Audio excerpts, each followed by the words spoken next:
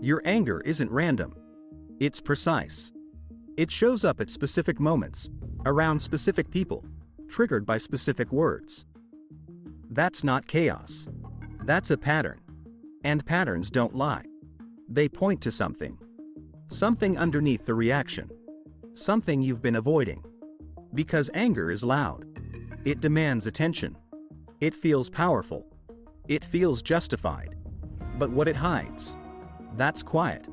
And most people never go there. They stay at the surface. They react. They vent. They blame. And then they move on. Until the same thing happens again. Different day. Different situation. Same anger. Same intensity. Same loss of control. That's not coincidence. That's something unresolved. Because anger doesn't just appear. It activates. And what it activates was already there. Waiting. Now here's the uncomfortable truth. You don't just get angry at what happened. You get angry at what it represents. A tone that reminds you of disrespect. A comment that echoes rejection. A moment that makes you feel small again. And suddenly, your reaction is bigger than the situation. Not because you're overreacting. Because you're reacting to more than just the present. You're reacting to the past. Compressed into a single moment. That's why it feels intense. That's why it feels personal. Because it is. Just not in the way you think. Now here's where most people go wrong. They try to control anger. Count to 10. Take a breath. Walk away. And those things help. But they don't solve the problem. Because the problem isn't the anger. It's what the anger is protecting. And if you don't address that, it will keep coming back. Stronger. Faster. More automatic. That's the cycle. And most people stay in it for years. Not because they can't break it. Because they never look beneath it. So let's go there.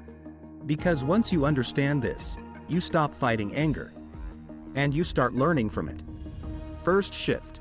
Stop asking, why am I so angry? Start asking, what is this anger covering? Because anger is rarely the first emotion. It's the second. The first is something else. Something quieter. More vulnerable. Hurt. Fear. Embarrassment. Rejection. But those emotions don't feel strong. They feel exposed.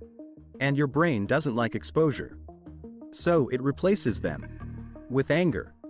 Because anger feels safer. More in control. More powerful. So instead of feeling hurt, you feel angry.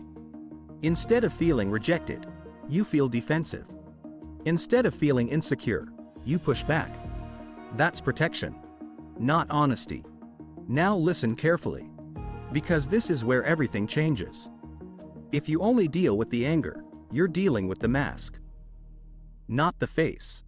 And masks don't heal. They hide. So the second shift. Slow down the moment. Not after the reaction. During it. When you feel that surge, that tension, that urge to respond immediately, pause. Not to suppress it. To observe it. Ask yourself, what did I feel right before this? That moment is fast. Almost invisible. But it's there. And if you catch it, you see the truth. Now here's where it gets uncomfortable. Because what you'll find isn't always what you want to admit. You might realize, that made me feel disrespected. That made me feel ignored. That made me feel not good enough. And saying that feels weak. So most people avoid it. They stay angry instead. Because anger doesn't require vulnerability. But growth does. So the third shift. Allow yourself to feel the first emotion. Without immediately reacting. Without judging it. Without trying to fix it. Just feel it. Because that's where the healing starts. Not in the reaction. In the awareness. Now here's something deeper. Your anger has patterns. It's not random. Think about it. What consistently triggers you? Criticism? Being interrupted? Lack of control? Feeling dismissed? Those aren't just annoyances. They're indicators.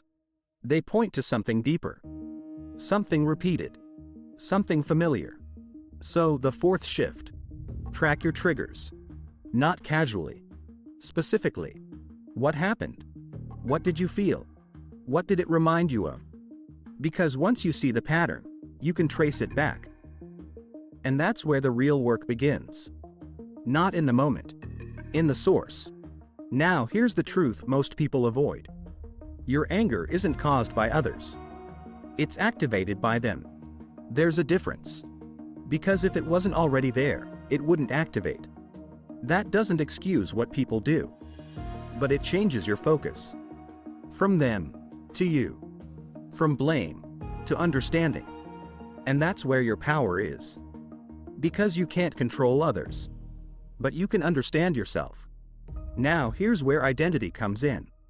If you see yourself as someone with anger issues, you stay stuck. Because that identity becomes fixed. But if you see anger as a signal, you start to evolve. So, the fifth shift. Redefine your anger. It's not a flaw. It's feedback. It's telling you something is unresolved. Something needs attention. And once you start listening, instead of reacting, everything changes. Now let's go deeper. Because understanding isn't enough. You need to process. And processing means going back. Not to relive. To understand. Where did this start? When did you first feel this way? What moment made this reaction familiar? Because most of your triggers didn't start today. They started earlier. And they've been repeating. So, the sixth shift. Face the origin. Not all at once. But gradually. With awareness. Because when you understand the root, the reaction loses intensity. Not immediately. But over time. Now here's the part most people don't like. Healing takes responsibility. Not blame. Responsibility. Because what happened to you may not have been your fault. But what you do with it is. And that's where your control is. Not in the past. In how you process it. So, the seventh shift. Take ownership of your reactions. Not by suppressing them. By understanding them. Because once you understand them, you stop being controlled by them. Now here's the transformation. At first, you react instantly. No awareness. Just emotion. Then, you start noticing it.